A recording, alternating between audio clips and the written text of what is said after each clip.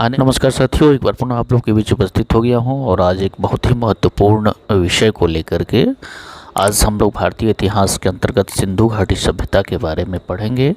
इसके महत्वपूर्ण तथ्यों को जानेंगे। पिछली वीडियो में हम लोगों ने एनसीईआरटी को शुरू किया है। एनसीईआरटी हम लोग हिस्ट्री और ज्योग्राफी जो कि 6 से लेकर के 12 को जारी रखे हुए हैं। इस कड़ी में हम लोग एनसीईआरटी के अतिरिक्त कुछ महत्वपूर्ण सामग्रियों को भी समाहित कर रहे हैं और इसी कड़ी में हम लोग आज सिंधु घाटी सभ्यता को पढ़ेंगे। तो आगे बढ़ने से पहले जो भी मित्र चैनल पर नया आए हैं कृपया करके चैनल को सब्सक्राइब कर ले, लाइक करें, शेयर करें तथा अपना कमेंट्स करना ना भूलें। सिंधु घाटी सभ्यता भारतीय इतिहास की सबसे महत्वपूर्ण चैप्टर है, सबसे महत्वपूर्ण कड़ी है जिससे बहुत अधिक प्रश्न आते हैं।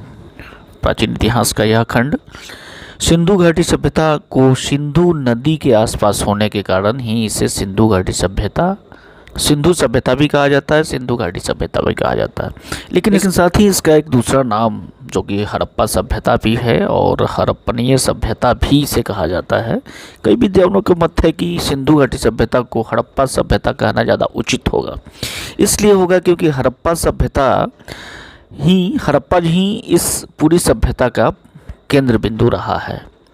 दूसरी तरफ ये भी कहा जा सकता है कि हड़प्पा की खोज और जितने भी स्थल हैं इंडस वैली सिविलाइजेशन में उसमें सबसे पहले हुई है, तो इसलिए इसे हड़प्पा सभ्यता ही कहना ज़्यादा अच्छा होगा, श्रेयकर होगा। खैर, सिंधु घाटी सभ्यता या हड़प्पा सभ्यता दोनों सभ्यता एक ही हैं।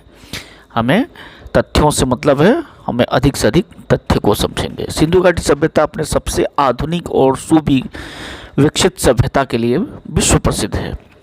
अगले वीडियो में हम लोग सिंधु घाटी सभ्यता के जो नगरीय योजनाएं हैं उसके बारे में एक अलग से वीडियो पे हम लोग बात करेंगे।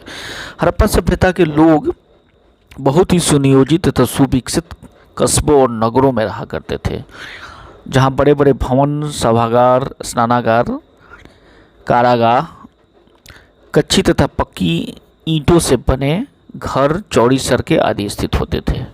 तो आज हम लोग इस सभ्यता के जो काल निर्धारण है उसके संबंध में, प्रमुख जो स्थल है इसके संबंध में तथा इसके अन्य जो सामाजिक और सांस्कृतिक तथ्य हैं उसके बारे में जानेंगे। साथ ही इसके पतन के कारणों पर भी हम लोग चर्चा करेंगे। सबसे पहले हम लोग काल निर्धारण देखते हैं। काल निर्धारण जो है सभ्यता, सिंधु घाटी सभ्यता का एच हेरास जो कि नक्षत्रीय आधार पर उन्होंने किया था, उन्होंने ये कहते हैं कि सिंधु घाटी सभ्यता का काल जो है वो 6000 ईस्वी पूर्व रहा है। वही माधव स्वरूप वत्स के अनुसार 3500 से लेकर के 2700 ईसा पूर्व बता रहे हैं। जॉन मार्शल के अनुसार कह रहे हैं कि 3250 से लेकर 2750 ईसा पूर्व है। अर्नेस्ट मैके के अनुसार 2800 से 2500 ईसा पूर्व बताया गया है। साथ ही जो मार्टिमर व्हीलर हैं उनके अनुसार 2500 से लेके 1500 ईसा पूर्व कहा गया है।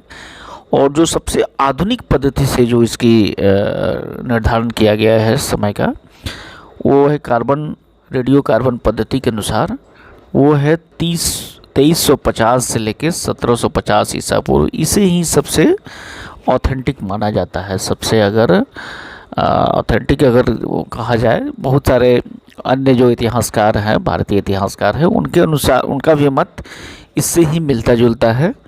2350 ईस्वी पूर्व से लेकर के 1750 ईस्वी पूर्व तक सिंधु घाटी सभ्यता के जो प्रमुख स्थल हैं उस पर हम लोग चर्चा करें। देखें तो सबसे प्रमुख जो होता है मोहनजोदारो की खुदाई रखालदास बनर्जी ने किया था। इसको हम लोग याद रखेंगे, ये बार बार पूछा जाता है। रखालदास बनर्जी ने किया था, 1922 ईस्वी में किया था। मोहनजोदारो का अर्थ होता है मृतकों का टीला, और यह कहाँ बसा है? सिंधु नदी के किनारे बसा है।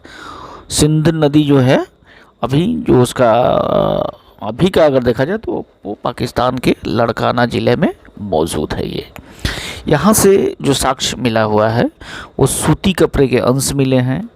महास्नानागार जो बड़ा स्नानागार है वो मिला है। पुरोहितों के आवास मिला है, सभागार मिला है। कांसे की बनी नर्तकी की नग्न मूर्ति, ये बहुत अधिक पूछा जाता है। कांसे की बनी नर्तकी की नग्न मूर्ति कहाँ से मिला हुआ है, तो ये मोहनजोदारो से मिला है। स्नानागार के संबंध में भी पूछा जाता है कि स्नानागार कहाँ पे है, तो कई बार कंफ्यूज हो जाता है आदमी कि हड़प्पा में हुआ है, मोहनजोदारो में हुआ है, तो इसका सही उत्तर मोहनजोदारो है। इसके अतिरिक्त तांबे का ढेर, पशुपति, शिव का साक्ष, घोड़े के दांत, सेल खड़ी से बना बाट, चिमनी, साधु की मूर्ति आदि, ये सारी चीज़ें मोहनजोदारो से मिली है। इसे याद रखेंगे, बहुत ही इम्पोर्टेंट है। दूसरा प्रमुख स्थल कालीबंगा।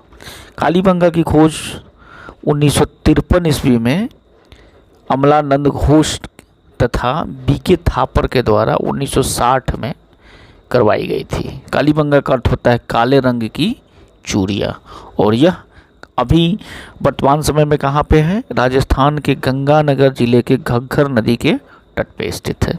यहाँ से क्या चीज़ें मिली थी, तो कच्ची ईंटें, अलंकृत ईंटें, बेलनाकार मोहरे जैसे मेसोपोटामिया में होती थी, खेती के साक्ष्य मिला है, जुते हुए खेत। ये कालीबंगा से दूर सरसों की फसल तथा नज़दीक पर चने की फसल बोई जाती थी। इसे हम लोग, ये बहुत इंपॉर्टेंट है कि जुते हुए खेत की जो साक्ष्य कहाँ से हमें मिला है, तो इसको हम लोग याद रखेंगे कालीबंगा से। ये बहुत बार पूछा गया है अलग अलग परीक्षाओं में, जुते हुए खेत के अवशेष कहाँ से मिला है, किस सिंधु घाटी सभ्यता के स्थल से मिला हुआ है, तो उसका सही उत्तर कालीबंगा हो जाएगा। हड़प्पा सबसे महत्वपूर्ण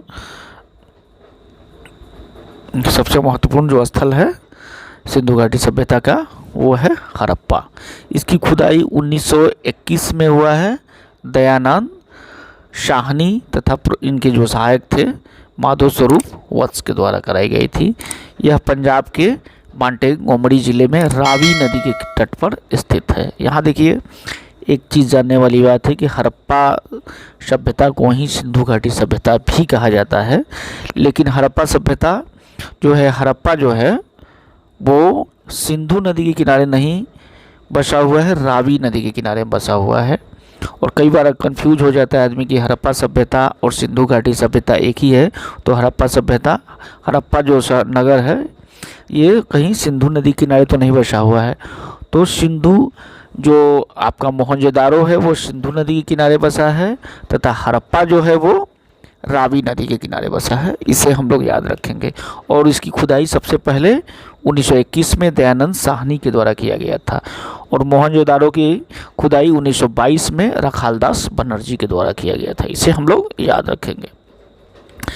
तो हड़प्पा से क्या क्या चीज़ें मिली है, क्या क्या साक्ष्य मिला है, तो वहाँ से मोहरे मिली है, कब्रिस्तान मिला हुआ है, मछुआरे का चित्र, अंकित बर्तन, चित्र ऐसा बर्तन जिस पर कि मछुआरे का चित्र अंकित है, लाल बालू पत्थर की 2 मूर्तियाँ मिली है, धोती पहने एक मूर्ति मिला हुआ है, कांसे का सिक्का, शंख से बना बैल, अनाज भंडारण के कमरे जहाँ से जौ और गेहूँ प्राप्त हुए हैं, कतार में बने श्रमिक के आवास, बहुत ही सिस्टमेटिक ढंग से श्रमिकों के आवास बिल्कुल कतार में बने हुए मिले हुए हैं।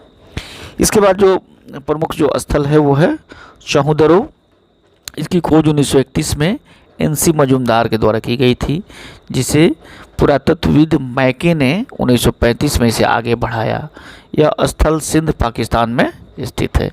यहाँ पे जो प्रमुख साक्ष्य मिला है वो बकराकार ईंटें हैं।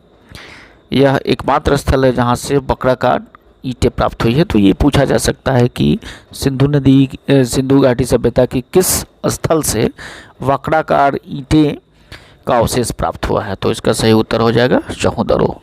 बिल्ली का पीछा करते हुए कुत्ते का साक्ष्य, सजने संवरने के लिए लिपस्टिक का प्रयोग किया जाता था, मनके का कारखाना आदि सादी चहुदरो से मिला हुआ है। इसके बाद बनमाली है। इसकी खोज 1973 में RS बिस्ट के द्वारा की गई थी। यह स्थल हरियाणा के हिसार जिले में स्थित है। यहाँ से हमें तांबे का बना वाणाग्र, कुल्हाड़ी, हल की आकृति के खिलौना, पत्थर और ईंटों के मकान, उन्नत किस्म के जौ, सड़कों पर बैलगाड़ी आदि के निशान प्राप्त हुए हैं। कहाँ से? बनमाली से। इसे हम लोग याद रखेंगे। लोथल, इसकी खोज 1957 ईस्वी में रंगनाथ राव के द्वारा की गई थी। यह गुजरात के अहमदाबाद जिले के भोगवा नदी पर स्थित है। यहाँ से क्या क्या चीज़ें मिली है? तो अग्निवेदिका, पक्की मिट्टी से बना नाव का नमूना, जहाज बनाने का स्थल, चावल के दाने, फारस की मुहर, हाथी दांत के स्केल, घोड़े की लघु मृण मूर्ति, मम्मी की आकृति, चक्की अनाज पीसने के लिए, चालाक लोमड़ी की कहानी के सबूत आदि लोथल से प्राप्त हुए हैं। आलमगीरपुर, आलमगीरपुर इसकी खुदाई 1958 ईस्वी में जगदत्त शर्मा के द्वारा कराई गई थी। यह उत्तर प्रदेश के मेरठ जिले की हिंडन नदी के किनारे पर स्थित है। रोपर, इसकी खुदाई 1953 ईस्वी में जगदत्त शर्मा के द्वारा ही कराई गई थी। यह स्थल पंजाब राज्य में स्थित है। और यहाँ से क्या क्या चीज़ मिली है? तो तांबे की कुल्हाड़ी, आदमी और कुत्ते का एक कब्र के साथ ये सभी प्रश्न आता है कि आदमी और कुत्ते का एक साथ कहाँ पे दफनाने का साक्ष्य प्राप्त हुआ है? तो उसका सही उत्तर हो जाएगा रोपर। सुरकोटचा, आगे बढ़ते हैं, देखते हैं। सुरकोटरा, इसकी खुदाई 1964 में जगपति जोशी के द्वारा कराई गई थी। यह स्थल गुजरात के कच्छ नामक स्थान पर स्थित है। यहाँ से क्या मिला है? घोड़े की हड्डियाँ और अनूठे प्रकार की कब्रगाह। आगे बढ़ते हैं और देखते हैं।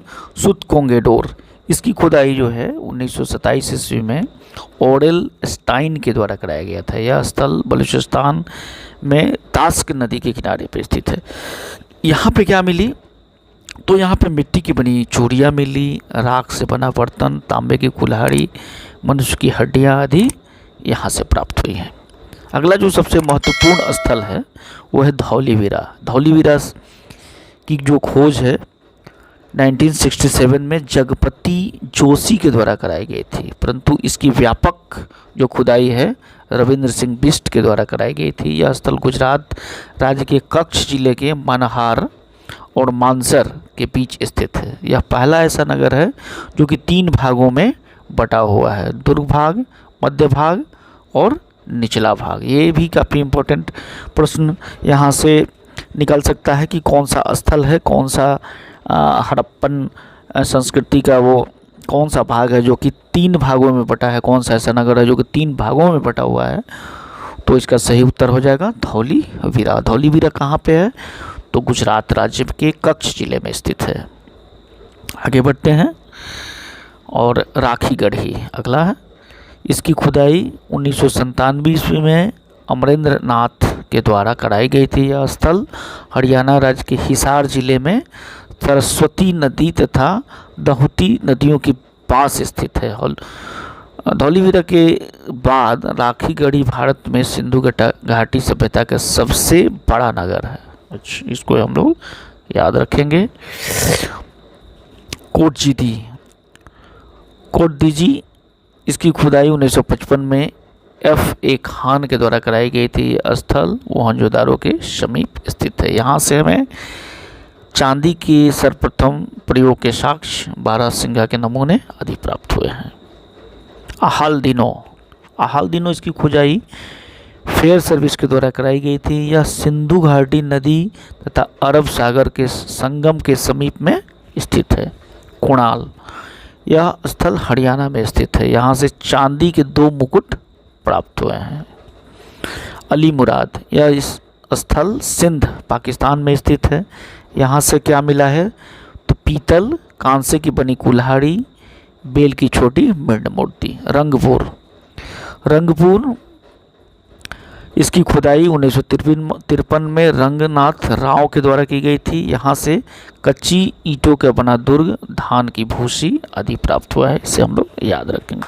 सिंधु घाटी की सभ्यता में भक्ति पूजा अर्चना हैं। इस सभ्यता के लोग शिव की पूजा किरात, शिकारी, नर्तक, धनुर्धर, नागधारी के स्वरूप में करते थे। साथ ही मातृदेवी के सौम्य तथा रौद्र रूप की पूजा, पृथ्वी, एक मूर्ति में स्त्री के गर्भ में एक पौधा निकलता हुआ दिखाया गया है, जो कि अवश्य ही पृथ्वी का स्वरूप है। तो पृथ्वी की पूजा की जाती थी।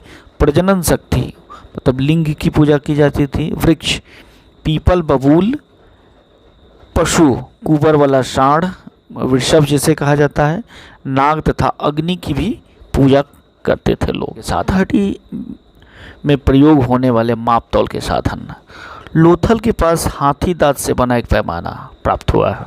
मोहनजोदड़ो के सेल खड़ी तथा सीप से बना बाट आदि माप तौल के यंत्र के रूप में प्राप्त हुआ है। इससे यह कहा जा सकता है कि सिंधु घाटी के सभ्यता के लोग माप तौल की इकाइयों से चिर परिचित थे, अर्थात कि उस समय माप तौल का प्रयोग चलन में था।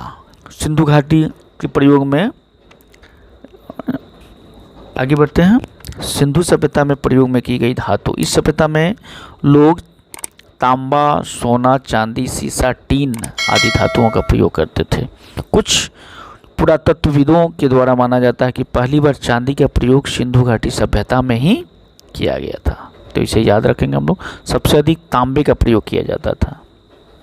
परिवहन व्यवस्था, प्राप्त साक्ष्यों के आधार पर कहा जा सकता है कि परिवहन के लिए बैलगाड़ी तथा नाव का प्रयोग सबसे अधिक सिंधु घाटी सभ्यता में किया गया है। हड़प्पा तथा चौदरों में कांसे की बैलगाड़ी प्राप्त हुई है तथा बनमाली में सड़कों पर बने एक बैलगाड़ी का पहिया के निशान प्राप्त हुआ है, जिससे यह माना जा सकता है कि इस सभ्यता में लोग आवागमन के लिए बैलगाड़ी का प्रयोग करते होंगे।